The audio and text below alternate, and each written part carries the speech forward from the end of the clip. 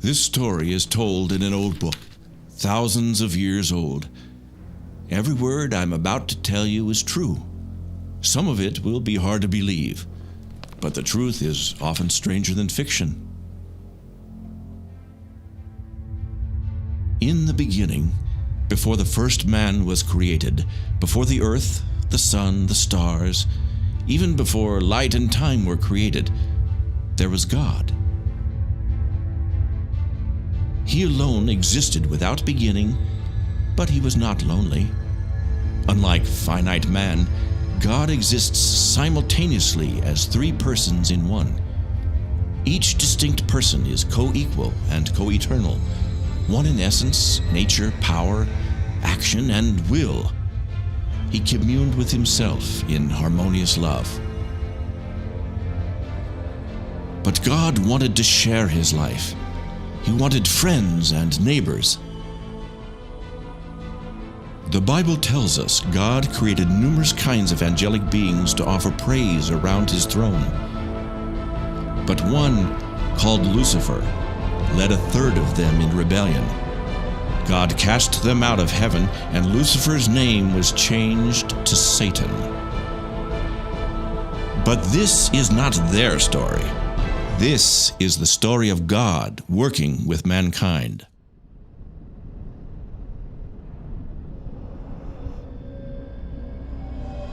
In the beginning, God created the heaven and the earth. And it came to pass that the earth was formless and void, and the Creator moved upon the face of the waters. Suddenly, God spoke into the darkness, "Let there be light."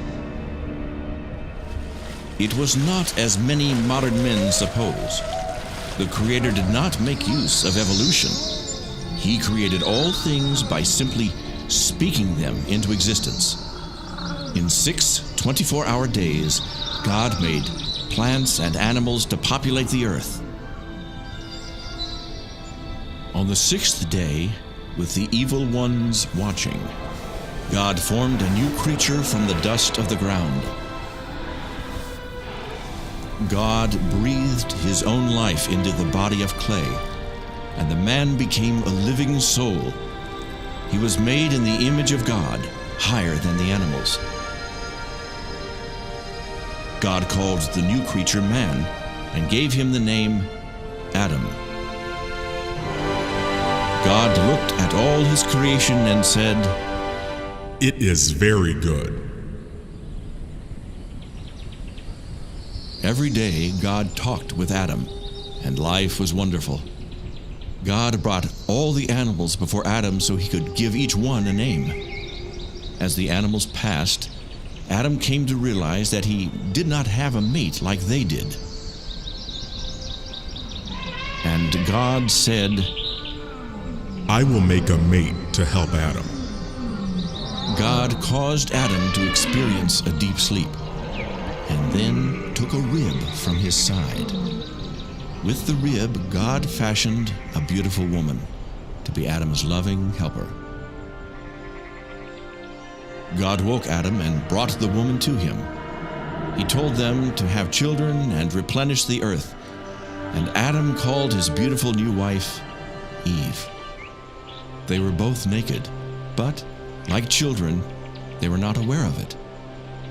"She is bone of my bone and flesh of my flesh."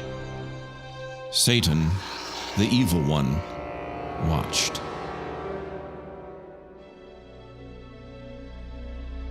They were happy in the garden. There was no sin, no hunger. It never got too hot nor too cold. God spoke of the trees, saying, "You may eat of all the trees in the garden, but do not eat from this one tree in the middle of the garden. For in the day you eat, you will die."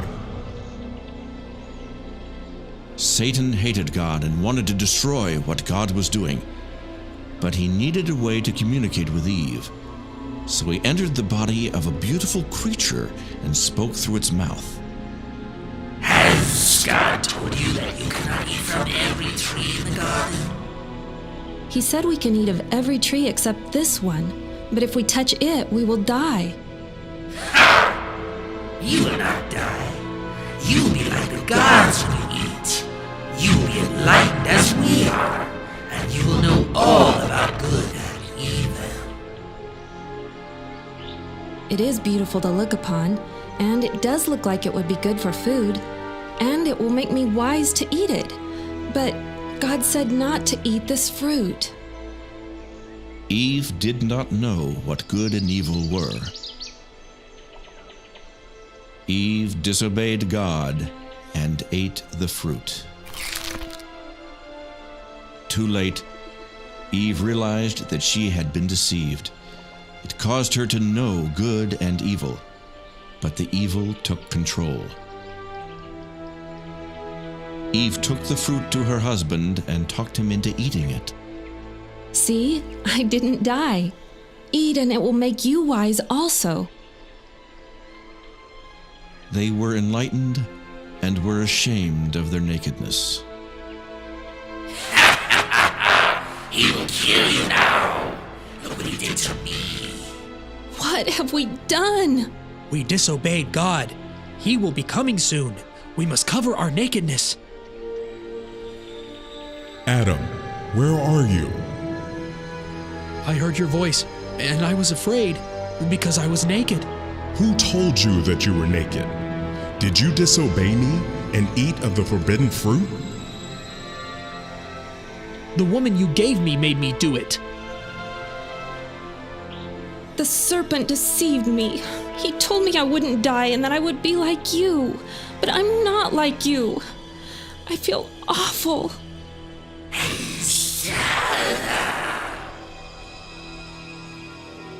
So God cursed the serpent and said unto him, Because you have done this, I will make you crawl on your belly and get dust in your mouth. I will make your seed and the woman's child to be enemies. Your seed will bruise the heel of the woman's child, but he will bruise your head. Here is the promise of a future battle. A time will come when the woman's seed will defeat Satan. This person will redeem mankind back to God and deliver them from the curse of sin and death.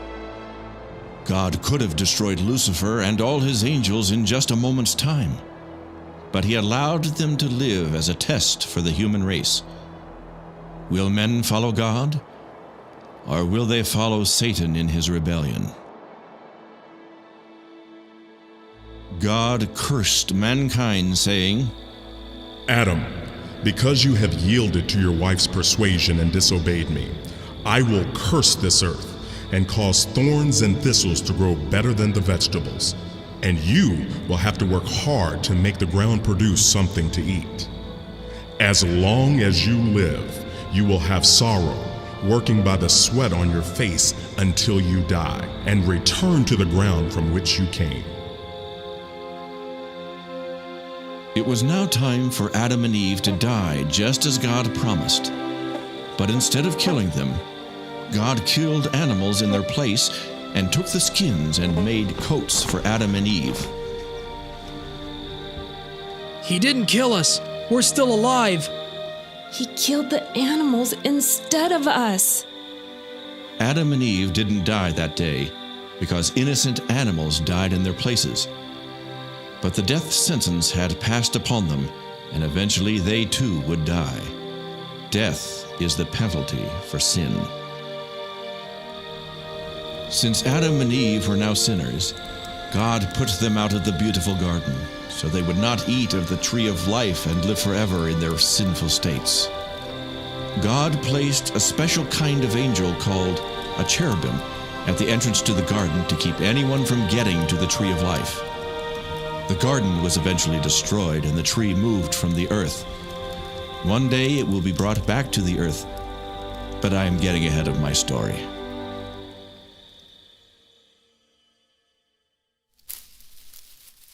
Adam and Eve had many children. Later, their sons and daughters would marry each other and have children of their own. Their first son, Cain, grew vegetables and fruit. Their second son, Abel, raised animals. Could it be that one of them would be the promised son who would destroy Satan? Cain and Abel knew about God and the events in the garden. But God no longer walked and talked with humanity. Adam and all his descendants were separated from God by Adam's disobedience. Life was hard without God. There came a day when the two sons decided to worship God. Their father had told them of God killing the animals in the garden, so by faith Abel slew an animal and offered it to God. "O God, I am a sinful man. I kill this lamb and offer it to you in the place of my own death." Cain made an offering of the best he had, but it was not a blood sacrifice. Cain did not understand that his sin offended God. God, please accept this gift of the best I have to offer. Will one of these men be the promised Redeemer? No, Cain. God rejected Cain's offering because it was without blood. God was pleased with Abel and his offering. When he saw the shedding of the blood of the innocent lamb, God put away Abel's sin. God said to Cain, If you do what you should, I will be pleased with you. Also, you will rule over your brother Abel, and he will live in subjection to you. Who do you think you are? My fruit and vegetables are worth more than that bloody lamb. What makes you so special? My brother, there is still time to offer a blood sacrifice. I've had all of this I'm going to take! Abel died, and Cain tried to hide his sin of murder. But Cain could not hide his evil deed from God. God sees and knows all. Cain, where is your brother Abel? How should I know? Am I supposed to take care of my brother? Your brother's blood is still on the ground. It speaks to me of your evil deed. God knows everything. He sees everyone all the time. Nothing can be hidden from him. He saw what Cain did to Abel. God placed a curse on Cain, and he fled into the wilderness, taking his wife with him. His guilt caused him great grief and suffering. Cain could not be the promised deliverer. He himself was in need of deliverance. What about God's promise of a son that would deliver? Adam and Eve had another son and called him Seth. Many more sons and daughters were born unto them. When man was first created, mutant genes that caused deformities through inbreeding had not yet developed. But later, when it became a problem, God commanded that close relatives should not marry. God has given me another boy to take the place of the one that Cain killed. Seth had a son, and his son had a son, and many more sons were born. But still none came forth to remove the curse of sin and destroy death. Soon the earth was populated with many cities, villages, and farms. With each new generation, as the people increased, sin increased. The people committed sexual sins and were violent. Every thought was sinful. No one lived righteously. Adam had committed one sin. The people now committed many sins. God said, I regret I made man on the earth. I will destroy everything that is alive on the earth. 9 generations, 1,400 years, had now passed, and the world was filled with sin. Men made slaves of their fellow men. Will God ever have a family to love him and walk in obedience?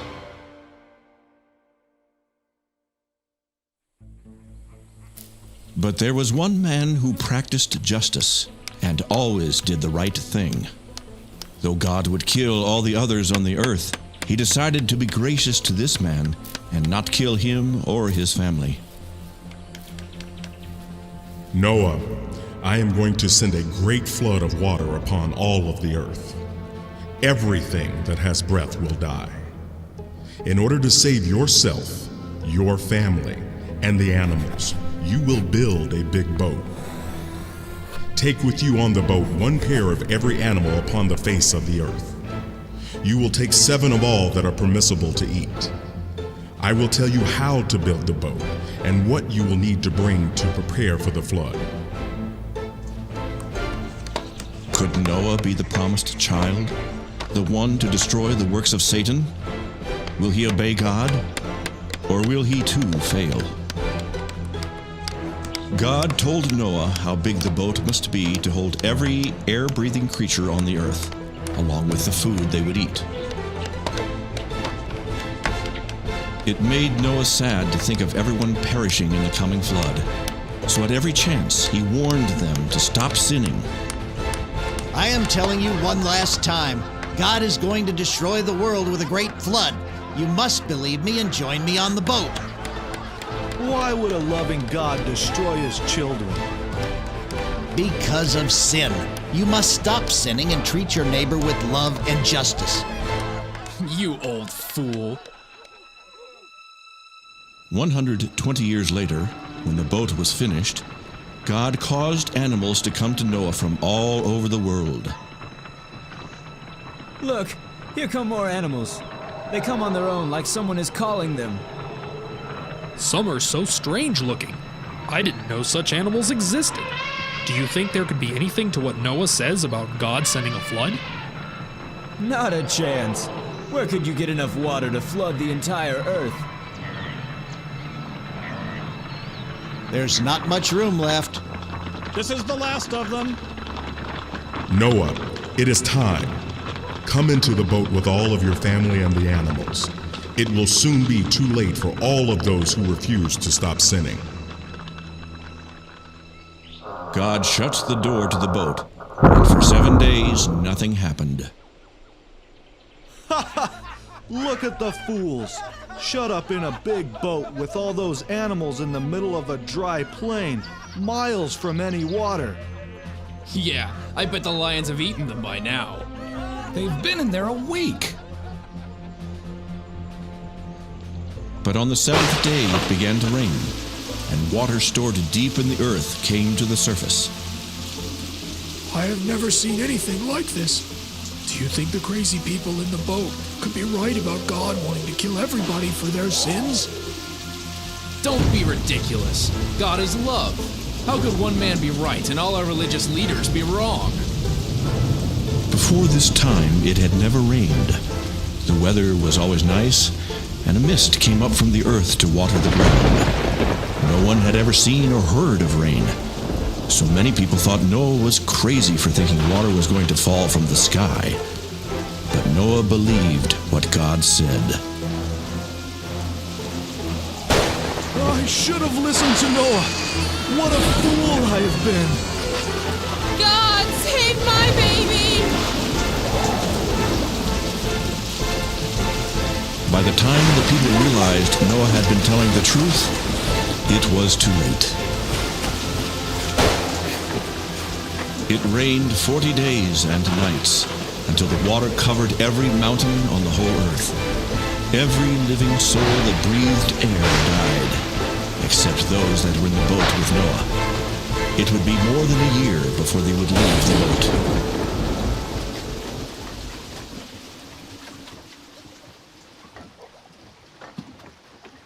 I'll be glad when the water goes down and we can leave this boat.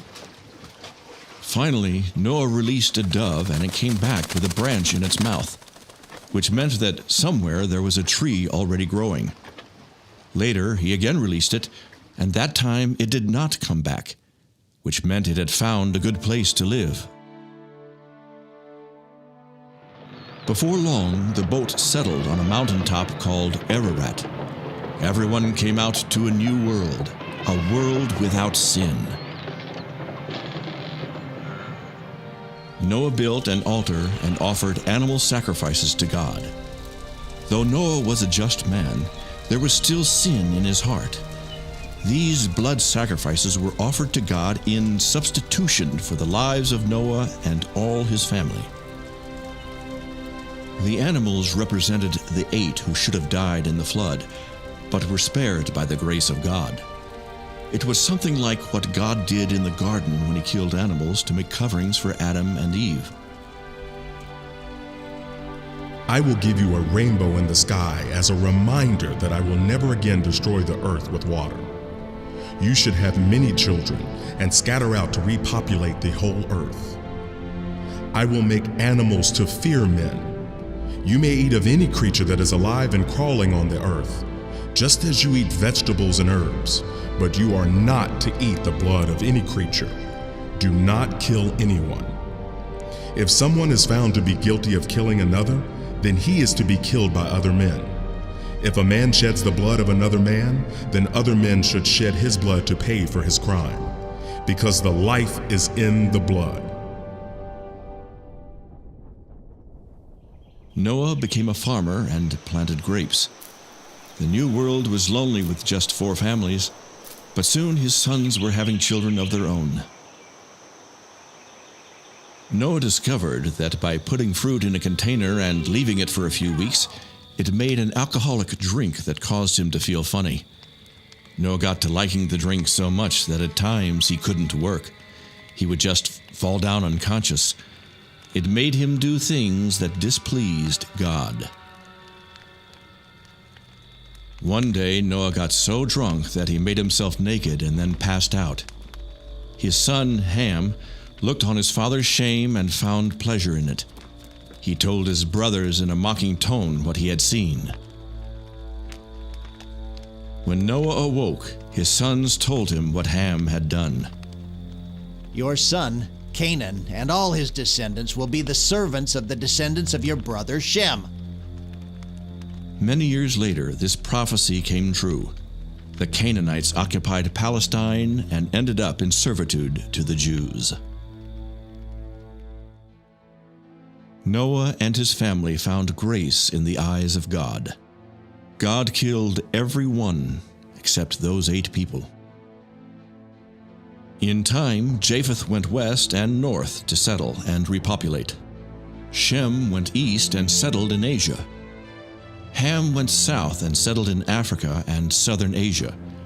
The descendants of his son, Canaan, settled in what is now called Palestine. And so the world was repopulated. Noah's son, Ham, had a son named Cush, and then Cush had a son named Nimrod. Nimrod grew up to be a mighty hunter and was well known throughout the whole earth.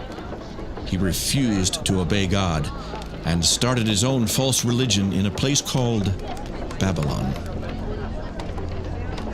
The people of Babylon did not want to scatter out and repopulate the earth as God had commanded. So they got together and built a great and high tower as a center of worship. But it was not their creator they worshipped. Satan led them to create their own gods out of wood, stone, and metal. God was angry at their refusal to scatter over the earth, so he caused the people to speak many different languages.